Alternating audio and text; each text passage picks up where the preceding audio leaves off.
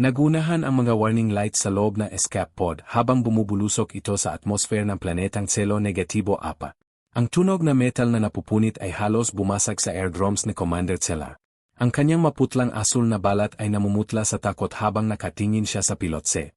Doon, nakaupo si Captain Elias Thorne, isang human mula sa Earth, isang Death Welder. Kahit na nagwawala ang alarms at parang sasabog na ang sasakyan, kalmado pa rin ang mukha ni Elias. Mahigpit ang hawak niya sa controls, ang kanyang mga muscles ay banat na banat. Brace for impact, Cellar. Sigaw niya sa malalim na boses na halos yumanig sa dibdib ng alien commander. Isang malakas na pagsabog ang narinig nang bumagsak sila sa nagyelong lupa. Everything went black for a moment. Nang magkamalay si Cellar, puno ng usok ang loob ng pod. Umubo siya, ang kanyang baga ay hirap na huminga sa usok. Tumingin siya sa paligid. Ang ilaw ay patay sindi na. Elias. Tawag niya, nanginginig ang boses. Nakita niya ang human na tinatanggal ang kanyang seatbelt. May malalim na sugat sa noo ni Elias at tumutulo ang pulang dugo sa kanyang mata, pero parang wala lang ito sa kanya. Captain, sugatan ka. Ang iyong life fluid, naubos. Sigaw ni Cellar habang pilit na inaabot ang emergency kit. Umiling lang si Elias at pinunasan ang dugo gamit ang likod ng kanyang kamay. It's just a scratch, Commander. Gasgas lang to. Ang problema natin ay ang environment. Tumingin si Elias sa labas ng basag na bintana. Gabi na at ang temperature sa labas ay bumabagsak na mabilis. Sa planetang ito, ang gabi ay kayang pumatay ng kahit sino sa loob ng ilang oras. Lalo na sa iyo, Cellar. Ang species nyo ay sanay sa tropical climate. Dito, maninigas ka. Kailangan nating lumabas, utos na Elias habang sinisipa ang jam na pinto ng pod. Sa isang malakas na tadyak, tumalsik ang bakal na pinto. Napasinghap si Cellar sa lakas ng human. Ang gravity ng Celo Negatibo 4 ay 1.5 times na mas mabigat kaysa sa standard. Para kay Cellar, ang bawat galaw ay parang may pasan siyang sako ng bigas. Pero para kay Elias, parang naglalakad lang siya sa parke. Nang lumabas sila, sinalubong sila na nagyelong hangin. Agad na naramdaman ni Cellar ang sakit sa kanyang bala. Nagsimulang manginig ang kanyang tuhod. Elias, hindi ko kaya, bulong niya bago siya matumba. Pero bago pa siya tumama sa lupa, nasalo na siya na matitibay na braso na Elias. Without a word, binuhat siya nito ng bridal style. Captain, ibaba mo ako. Ang bigat ko, at dala mo pa ang survival gear. Reklamo ni Cellar, kahit na sa totoo lang ay gusto niya ang init ng katawan nito. Tumawa na mahina si Elias, isang tunog na parang kulog. Cellar, sa Earth, nagbubuhat kami ng mga bagay na mas mabigat pa sa'yo para lang mag-enjoy. Huwag kang mag-alala. Hindi kita iwan dito. Nagsimula silang maglakad sa gitna ng bagyo. Nakasubsob ang mukha ni Cellar sa dibdib na Elias para umiwas sa hangin. Naririnig niya ang tibok ng puso nito, mabagal, malakas at panatag. Dagdog. Dagdog, paano nagagawang maging kalmado ng nilalang na ito? Tanong niya sa sarili. Ang mga humans ay kilala sa galatsi bilang mga Death Welders, mga nilalang na nabuhay sa planetang puno ng panganib, sakit at jera. Pero ngayon, ang monster na ito ang tanging pag-asa niya. Ilang oras silang naglakad hanggang sa makakita si Elias na isang maliit na kuweba. Pumasok sila sa loob at ibinaba siya ni Elias sa isang patag na bato. Agad na kumuha ng kahoy sa Elias at gumawa ng apoy gamit ang survival laser niya. Pero kahit may apoy na, hindi tumitigil ang panginginig ni Cellar. Ang kanyang mga labi ay kulay ubi na. Ang kanyang mga mata ay nagsisimula ng pumikit. Elias, inaantok ako, bulong ni Cellar. Agad na lumapit sa Elias at hinawakan ang pisngi niya.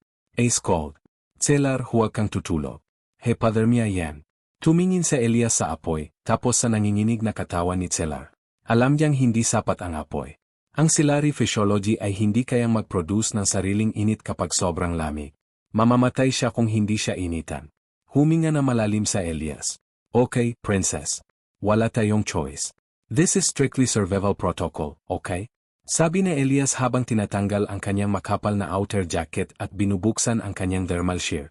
Lumapit ka dito. Nagulat si Cellar. Anong gagawin natin? Tanong niya. Bodyhead, sagot na Elias. Ang mga humans ay parang biological furnace.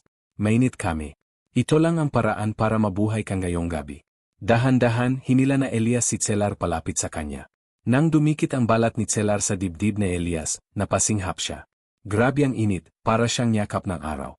Ang init na nanggagaling sa katawan ng human ay hindi nakakapaso, kundi nakakagaling. Nakaka-addict. Kusa nang yumakap si Cellar kay Elias, isinisiksik ang kanyang sarili sa katawan nito.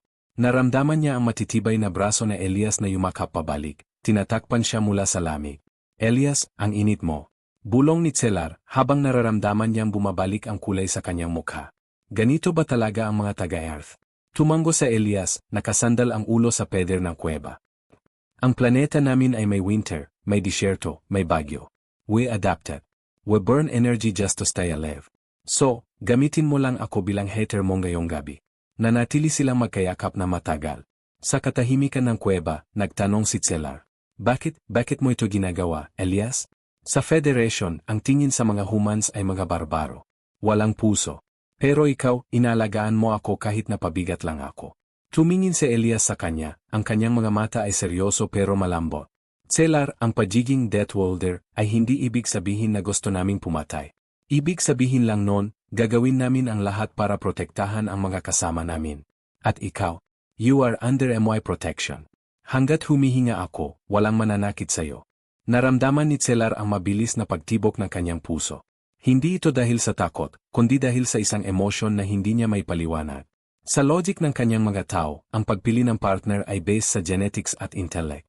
Pero dito, sa madilim at malamig na kuwebang ito, naramdaman niya na si Elias ang pinaka-perfect na nilalang sa universe.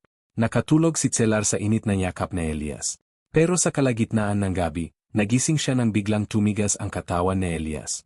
Eselil, huwag kang gagalaw, bulong ng human.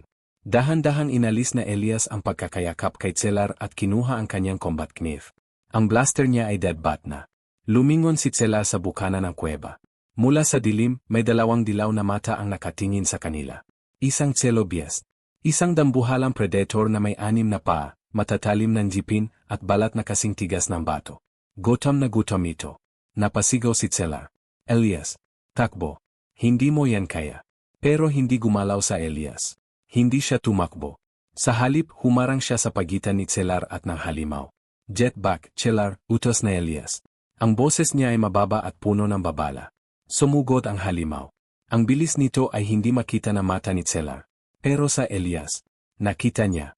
Umilag si Elias sa koko ng halimaw at sumaksak gamit ang kutsilyo.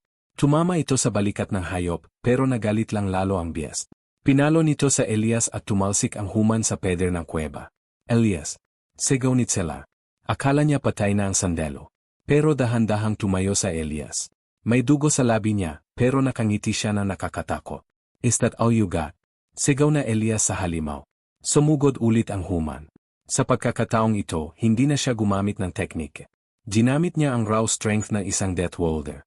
Sinuntok niya ang halimaw sa panga, isang suntok na may bigat ng isang truck. Narinig ni Cellar ang pagkadurog ng buto ng hayop. Ang laban ay brutal.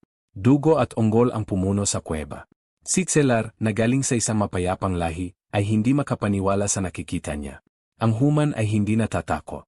Siya ang takot. Si Elias ang predator ngayon. Sa huling pagkakataon, sumampa si Elias sa likod ng halimaw at ibinaon ang kutsilyo sa liig nito. Bumagsak ang dambuhala, wala ng buhay. Hinihingal si Elias habang nakatayo sa ibabaw ng bangkay. Puno siya ng dugo niya at dugo ng halimaw. Tumingin siya kay Cellar. Ang takot sa mata ng prinsesa ay napalitan ng pagkamangha. Lumapit si Elias, pinunasan ang dugo sa mukha niya. Sorry, princess. Medyo magulo yon. Nasaktan ka ba? Tanong niya, check kung may galo si Cellar. Umiling si Cellar, tumutulo ang luha. Hindi. Iniligtas mo ako. Hinarap mo ang kamatayan para sa akin. Bakit? Gumitin ang pagod sa Elias at umupo ulit sa tabi ng apoy. Sabi ko naman sa'yo, di ba? I protect what's mine. Napahinto si Cellar sa sinabi niya. What's mine, ang salitang yon ay tumatak sa puso niya. Lumapit siya kay Elias at niyakap ito ulit, kahit na madumi at madugo ang uniforme nito. Wala siyang pakialam. Ito ang pinakaligtas na lugar sa Galatsi. Kinabukasan, humupa na ang bagyo. Narinig nila ang ugong ng rescue ship ng Federation. Bumaba ang mga medics at sandalo para tulungan sila.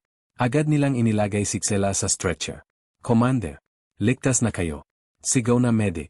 Nakita nila si Elias na nakaupo sa isang bato, naglilinis ng suga. That human, he needs decontamination. Is dangerous. Sabi ng isang guard, akmang tututukan ng baril sa Elias. Stop. Sigaw ni Cellar. Tumayo siya mula sa stretcher at humarang sa harap na Elias. Ibaba niyo ang mga baril niyo. Ang human na ito, si Captain Thorne, siya ang dahilan kung bakit ako buhay. Siya ay isang bayani. Nagulat ang mga sundalo ng Federation.